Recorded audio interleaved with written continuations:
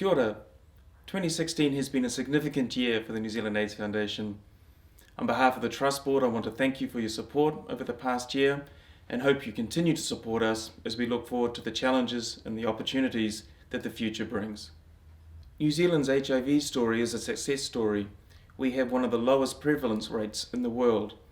However, diagnoses are rising, and 2015 saw a record number of diagnoses. As a result, we cannot be complacent, and we must face the challenges ahead. At the same time, the HIV prevention and care landscape has rapidly evolved.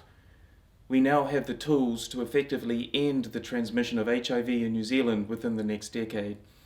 That will require the commitment not only of the AIDS Foundation, but also of the government, the medical community, and the communities most affected by HIV. NZAF will continue to promote condoms as a primary prevention strategy.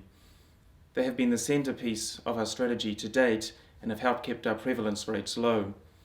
However, we also need to add new tools into the mix. We need to increase testing not just by the AIDS Foundation, but across the health system. We need to remove the CD4 threshold, and we need Pharmac to do that. That's better for people's health, and it also helps stop the spread of HIV. And we need to take steps to ensure that PrEP is available to men who have sex with men and who otherwise will not use condoms. In addition, our core mission includes supporting people living with HIV. We will continue to work on stigma and discrimination issues.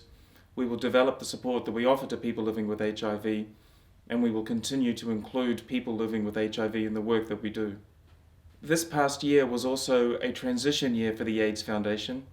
We farewelled Sean Robinson, who was our Executive Director for the last 5 years. Sean did an outstanding job, and I wish him well in his new role with the Mental Health Foundation. The board ran an extensive recruitment process to replace Sean, led by board member Michael Moore. We interviewed more than 30 candidates, and we interviewed 7 high-caliber candidates. I'm pleased to say that we appointed Jason Myers to the role of Executive Director.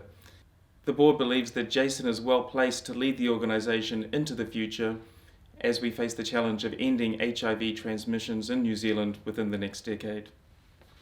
The board considers it critical that the wide variety of voices of people affected by HIV are heard at a governance level at the AIDS Foundation. We have appointed and co-opted members to the board to ensure that we have both the necessary skills as well as the diversity of views and experience that we need. The board has also been well served by the African Advisory Group, its Asian Advisory Group, and its People Living with HIV Advisory Group, and I want to thank all of the members of those groups for their service.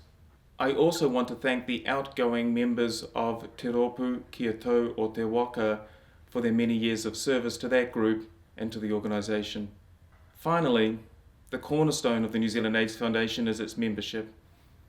I want to thank you for your continued support and commitment to the organisation and look forward to your support in the years to come.